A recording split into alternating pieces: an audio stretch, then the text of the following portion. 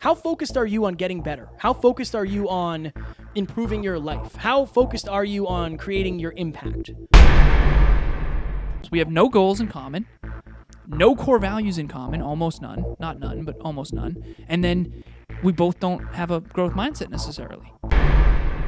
Ladies and gentlemen, welcome back to another very special, as always, episode of Next Level University, where we teach you how to level up your life, your love, your health, and your wealth. We hope you enjoyed our latest episode where we talked about if you're an emotional entrepreneur, listen to this episode. So hopefully you did. If you didn't, go back and check it out. Today, for episode number 545, does your partner have a growth mindset? So if you are in an intimate relationship with somebody, it's very important that you guys have the same core values, beliefs, behaviors. If one of those is not having a growth mindset, you might be in a little bit of trouble. There might be some rough seas ahead. What, in your opinion, Oh my God, is a growth mindset? A growth mindset. So I believe that a growth mindset, like when it comes Dr. to Jeff. definition, is, I don't know. I think it's understanding that things they don't have to stay the way they are. There's always room for growth. Just because you don't know something doesn't mean you can't learn it. Kind of everything's figure-outable. Everything's learnable. We're malleable. We can change. Right. And then fixed is like... You can always get better. Yeah. Fixed is, it's this way. I can't change. I can't be this. That's my understanding.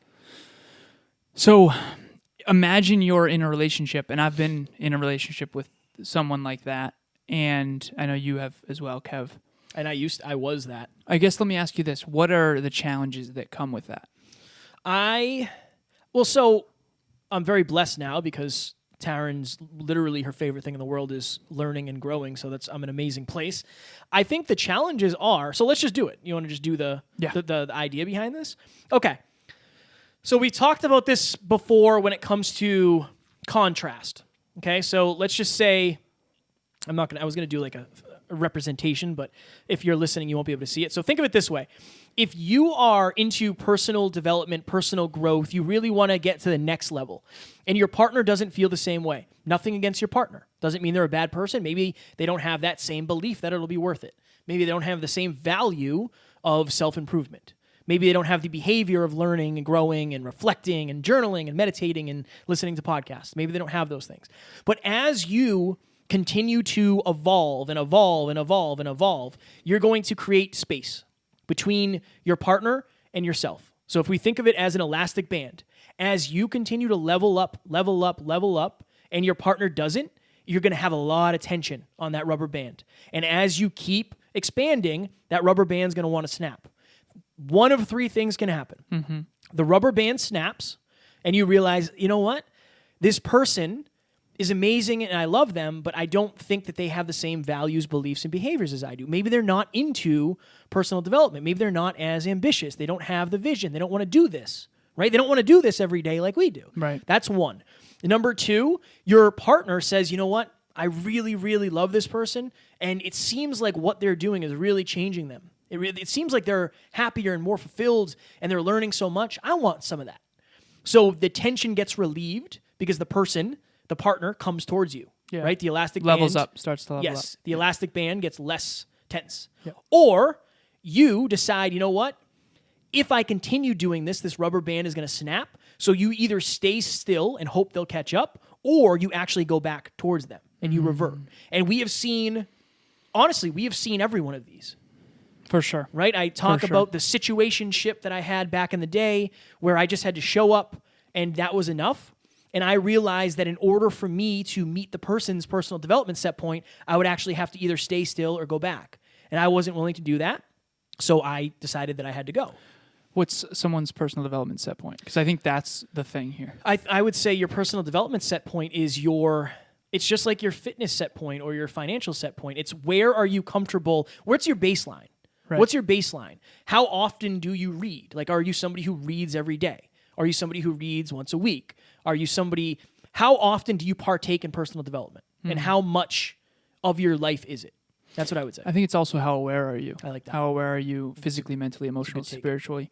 So one good example of this, and I know I use this analogy a lot, but like, let's say Kevin and I were to work out together. He's been working out longer. His weight training set point is higher. because he's got more reps and he's stronger. Okay.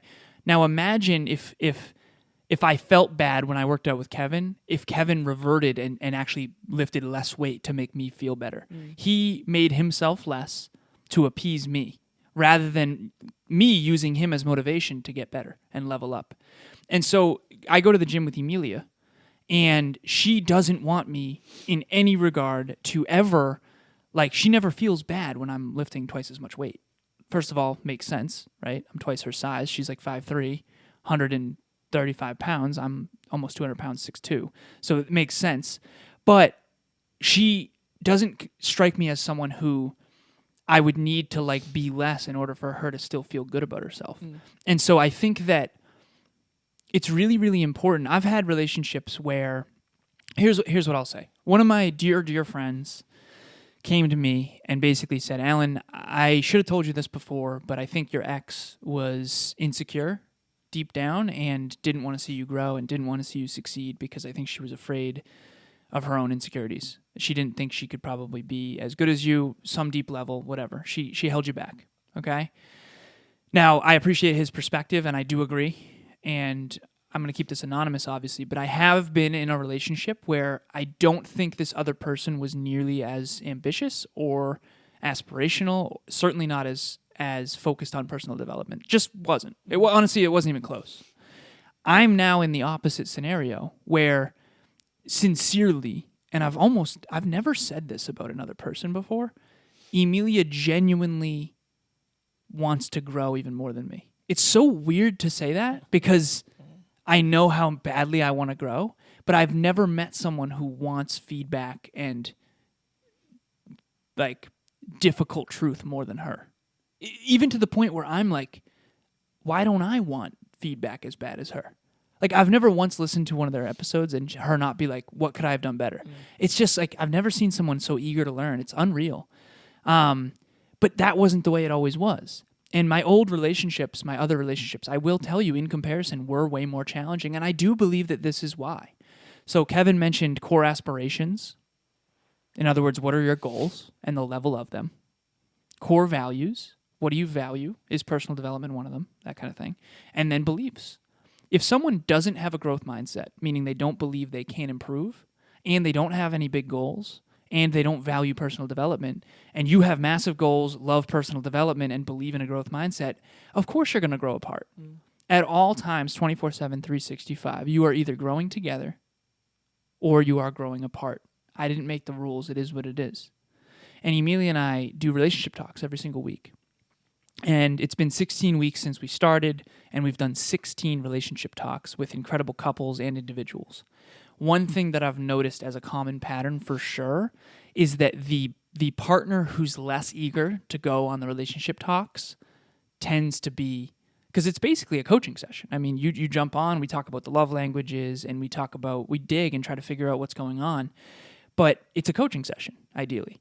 And the intimate partner who is less enthusiastic and takes the survey less seriously tends to be the less growth-oriented one. Growth orientation is definitely something on my radar, and that doesn't make them wrong or bad. The fact that they're willing to show up at all is wonderful. Yeah. But one thing I will say is that there have been several couples, and I'll keep this anonymous, where their partner was just not nearly as growth-oriented as them. And it always created what we call is a wedge. It's a disconnect between you two. And to describe a wedge really quickly, Emilia and Taryn, for 500 episodes to celebrate, they threw us a surprise party, and Emilia now has a term. She says good wedge, because I can always tell when there's something not being said or expressed, something between us. She says good wedge, meaning it's a surprise. And I know you and Taryn, it's like, what's going on here? Like, are you lying to me? What's going on? It was a surprise. But that's what a wedge is. It's a disconnect that you can feel. I used to always feel that way. Not always, but I used to almost always feel that way in my past relationships. And I think I didn't have the courage to bring it up. I don't think I even had the awareness to bring it up. I think maybe I thought it was my ego or whatever, but I remember when I finally got clear on my core values, personal development was one of them.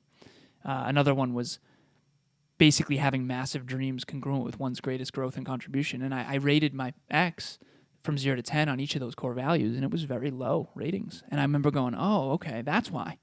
That's why. It's not, she's not good or bad, I'm not good or bad. We're just not necessarily meant for each other because we don't have similar goals. We have no goals in common, no core values in common, almost none. Not none, but almost none. And then we both don't have a growth mindset necessarily. And so, of course, that's not going to work. So if you're out there right now listening and you feel that way, we totally understand. And just think about which of those, where's the rubber band at? Is it about to snap? Is there a conversation you got to have the courage to have? Like, what's the next step? And I think the other thing, too, is like, there are some people out there who, we used to talk about this before, like, if you had to choose love or success, what would you choose? There's some people out there that believe they have to choose one or the other because maybe in the relationship it seems that way, and they might be more willing to choose love and say, like, look, I'd rather go back so the elastic doesn't break. I think that you can communicate it. I think it's very, and again, I've struggled with that in the past as well, but it's hard. It's hard to communicate that because, especially if you don't think the person wants feedback. It's heavy feedback. I know. But I think if you go about it the right way and say, like, so if you're a female listening, let's just do it this way. If you're a female listening, if you went to your significant other, whoever it is, and said, hey, I've been reading this book, Brene Brown, about vulnerability. I'd love if we could read this together.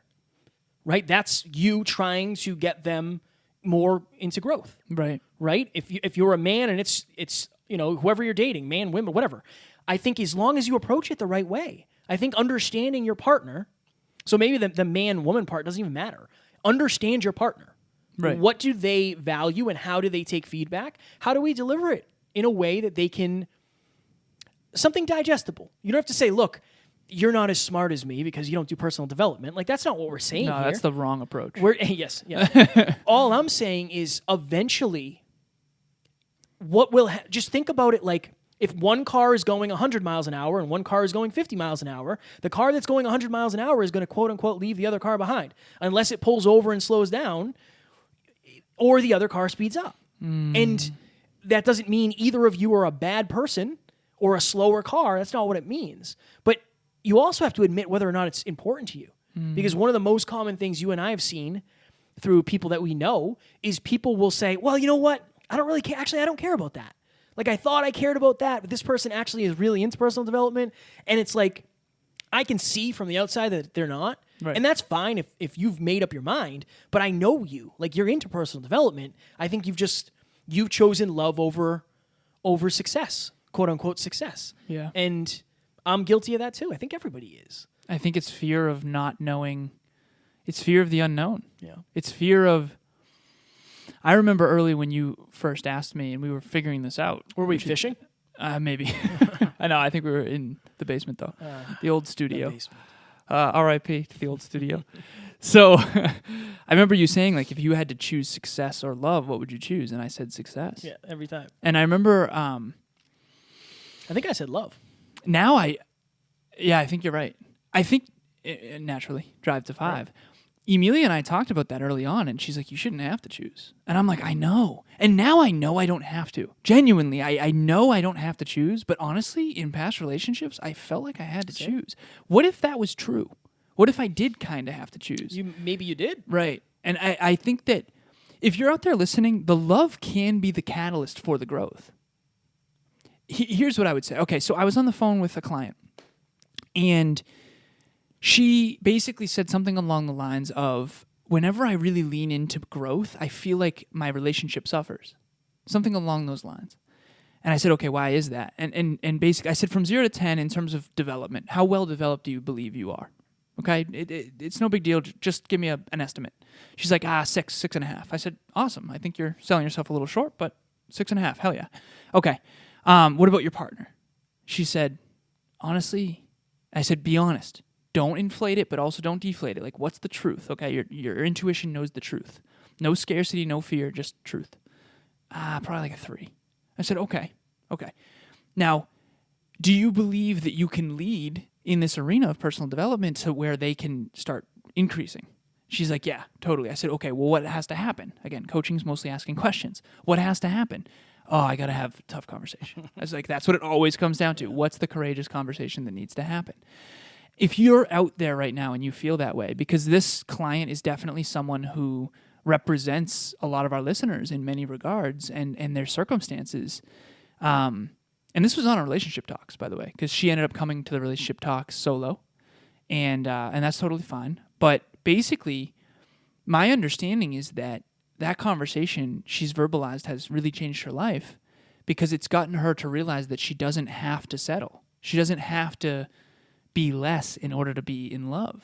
What if, and I told her this, I said, what if you leaning into your greatness, and what if your love was strong enough to where that would catalyze personal development? What if that would make him lean into his own greatness? Instead of staying small and trying to appease to try to stay in love, what if you were the catalyst for his own personal growth and his own dreams and goals? Like, imagine, right? And that's, I think, what I want to pose to every listener is, what if your love is strong enough to lift that other person up? Can't talk. Lift that other person up when you are leaning into your greatness. Story time. Yeah. Story time. Real talk. Let's do it. Hopefully you can talk. I hope so. I was on the other side of this. If you guys have heard my story, one of my first rock bottom moment before the debating suicide and all that was my girlfriend at the time left me. My girlfriend was way more into personal development than I was. She was. She was into personal development. She was into meditation. She was into yoga. She was into learning. She was into reading, like super into it. And I wasn't. So I've been on the other side of this. So I understand what both sides are like. What's it like? It's weird. It's weird. Because she communicated it. Genuinely. What did she say? She said, so we technically broke up, and then I said, like, well, give me a chance to, like, get better, basically. So I think she just said, like, I just feel like we're growing apart. I don't feel like we're on the same path anymore. Again, and this is the girlfriend, this is how much of a fixed mindset I had. My girlfriend at the time wanted to go to California and chase her dreams, and I told her she couldn't. This is the same guy now who literally does that for a living, who tells people to chase their dreams. Wow. So, like, that's how scarce I was. That's how afraid I was. That's how nervous I was. That's how fixed I was. What did that feel like? Honestly, it felt normal because that's the way it was for me. You didn't believe she could do it? It's not that I didn't believe she could do it. I was afraid she would because I didn't want her to leave. I didn't want her to leave. I don't think it was a matter of whether or not I believe she could. I just think in my mind, I remember saying, like, gas prices are so much higher and rent is so much higher in Cali, like, depending on where you're going. I had a super fixed mindset. Yeah, that's so negative. Now, this is the problem. She gave me the chance, but I didn't change. Like, I didn't start reading books and leveling up until after she left. Right. So the lesson of the story, the lesson of my story at least, is sometimes it takes that person leaving you to then catalyze something, right? Like, and then, I got into personal development, not really, not enough, until things really picked up with the podcast, and then you and I linking up. So it's like, for me, that was the catalyst. Would we have linked up if that didn't happen? No, probably not. No, I would have kept doing what I was doing. I'd probably still be bodybuilding. If you're out there listening right now, and you feel like your partner doesn't have a growth mindset, what if you were like she was for Kev? And I've always said I'm super, super proud. Her and I are on really good terms. Like, yeah. I think she did the best possible thing for her that ended up really serving me, and we both grew a lot through that process. So I think I always look back on it as a positive thing. Right. Like, that definitely changed my life. Even though at the time it seemed horrible. It was the worst ever. It was terrible. Yeah. It was terrible. My ex-girlfriend's crazy, blah, blah, blah, even though none of that is really true. It's interesting because when you've been on both sides, I fully empathize with both sides. So, like, if your partner, if you feel like they're going to get left behind, I think you have to communicate it. What's the other side feel like? So you've been on both sides of this equation. Yeah. So you just communicated one of the sides where you were the one with the fixed mindset. Yeah. What's the other side feel like? The other side was kind of feeling extremely, extremely misunderstood, of like, well, just somebody not understanding this journey and like why I'm doing what I'm doing, or how this is even possible, or like how serious this actually is. Like, this is my career and my life, you know what I mean? I think for me, I tried to communicate it, but I didn't know how. And I was basing, like, off what I could see, where's the trend going? I don't see this changing. I don't see this. Did you try to tell her how serious this was? Like the podcasting thing? Yeah. This was. It was. Did she take it seriously? I think she took it as seriously as she knew how, but I don't think she understood because she had a job and, she had a job. She was making really good money at her job, so I think she assumed like that was the way. Did she have a fixed mindset? In a lot of ways. Yeah, in a lot of ways. She was very successful in terms of like occupation, but when it comes to a lot of other things, I just don't think she was there yet. But she was younger. So it makes sense. It's like, it's easy for me to see it because I've been it. You know what I mean? And it's easy for me to empathize with both. That's why like I'd really be not hurt, but I wouldn't feel good if you guys left this saying like, that's not I don't want to think about my partner that way. That's not what we're saying. I'm not saying your partner is a bad person or you're a bad person. Right. At the end of the day, are you going to be happy in 15 years if you don't try to fix it now? Right. You can look back on last week's episode, Are You Settling? I just don't want you to have to settle. And I also don't want you to think that you can either have love or your dreams when I know you can have both. Right. That's all this is. And Alan and I are super passionate about this because I've seen so many people fall victim to this. Same. So many people. And I don't want you guys to do it. I've certainly been victim to it. It's difficult. It's a difficult truth to face, but I think it's what you do about it that matters. And if you need any help, reach out. Yeah. Yeah, you can always reach out. We've both dealt with it. For sure. And I think sometimes it's one of the things, and we'll go after this, one of the things that a lot of my clients say is like sometimes it's just verbalizing something that I've never said before because I've never had anybody to say it to. It's like when you say something out loud and you have to admit to yourself like, oh shit, I just said that. That's a game changer. I know. That's a game changer. So when Alan says a lot of it's questions, it is. And if you answer them in the right way, that's when breakthroughs happen. Genuinely. What's one actionable takeaway? I would say this. I would say on a scale of 1 to 10, how much of a growth mindset do you have? How focused are you on getting better? How focused are you on improving your life? How focused are you on creating your impact? Like you know the answer intuitively. And how focused is your partner? Where is their growth mindset? Where is their ambition? And then figure out, number one, do you think that's okay for you? Right? Is that okay for you? Do you feel like you're being held back? Okay, maybe you don't. Then maybe you just keep doing what you're doing and keep an eye on it. If you feel like there's something holding you back, you feel resistance, maybe it's time to have that conversation. Fine. But I think you'll regret if you trade in your dreams for love. And you'll definitely, I can never remember the word. It begins with an R. Oh my God. When you... Resentment. I can't think of that word. But we get off this, and I guarantee I'll remember it. It's like weird. It's like Brant Pinvidic. I can't pronounce his name right on this podcast. My goodness. Ladies and gentlemen, if you want to start a podcast, grow your podcast, monetize your podcast, all of that happy jazz in 2021, reach out to Alan and or myself. We have Next Level Podcast Solutions. We have a solution for no matter where you are in your journey, whether it's fully producing your show or just doing audio editing, video editing, consulting. And I'm also doing 1-hour sessions with people where I literally set up your entire podcast so you don't have to do it. And then you can ask any questions as well. Also, we would love to speak to you. Maybe it's a college, high school, middle school, corporation, whatever it is. We're going to come in, we're going to come prepared, and we are going to deliver a fully custom presentation based on what you or your people need. I'm going to go a different way with this one. I am terrified. I know. So if you're out there listening and you want to get to the next level, you obviously care about success, right? And here's what I would say.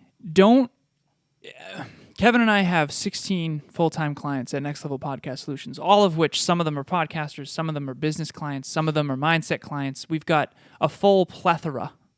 I expect 20 at the end of this month. I think we'll be up to 20 by the end of the month. I like that. We're getting close. There is a way that Kevin and I can serve you. And here's what I would say. No matter what your goals are, I would be shocked if Kevin and I didn't have something that can help you become more successful. Either a course or coaching or something. So please reach out. If you're interested in being more successful, we will help you get there. Just reach out to myself, Kevin, Amy, anyone on the team. We are very much looking forward to really bringing more people into this community. Also, every Monday, 6 p.m. Eastern Standard Time, we have Next Level Masterminds. I remember Nick Cavuto basically said that people don't care about success until they feel safety. Powerful. This community will make you feel safe to be yourself because it's hard to succeed when you aren't able to be yourself. You're not going to get judged. You're not going to get ridiculed for telling the difficult truths, for being vulnerable. You're going to get around a community of people that want to be better, and they're not judging you for wanting to be better. They're going to actually admire you for it. So join us on those masterminds. We have everyone put their Instagram handle in the chat. We're actually about to do one tonight, and join us. It'll be this the one we're doing, quote unquote, tonight's dropping Tuesday. Yes. Because today's Friday. You Right. dig? I dig. Ladies and gentlemen, we hope you enjoyed. Up next, we're hopefully going to have the one and only Catherine Mini but Mighty Nash on. We're not sure about the scheduling yet, but we haven't chatted with her in a minute, and we know you guys love her, so we hope you will enjoy that if it happens. And as always, and I say it every time, and I will say it every time, but I'm going to say it every time, I'm going to say it again. We don't have fans, we have family. We will talk to you on the next one. Talk to you soon.